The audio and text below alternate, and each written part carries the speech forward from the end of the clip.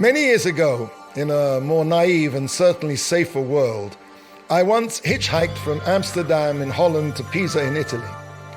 Now, only the young and the reckless, and I was certainly both, would climb aboard the rear seat of a BMW 900 motorcycle on a night of driving rain with a 50-pound pack strapped to your back, and this placed my center of gravity somewhere past the outer extremity of the rear wheel, and every time the rider accelerated, the backpack dragged me backward off the bike.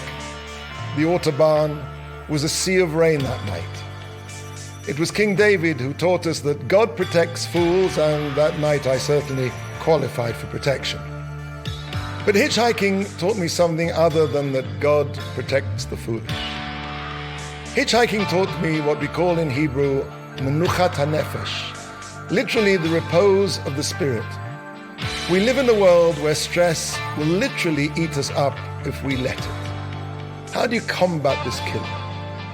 When you stand by the side of a road waiting for a ride, you've no idea whether someone will pick you up in the next minute, the next hour, or the next week. You're not in control.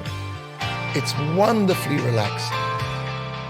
No one in his right mind hitches to an important businessman or to catch an aeroplane.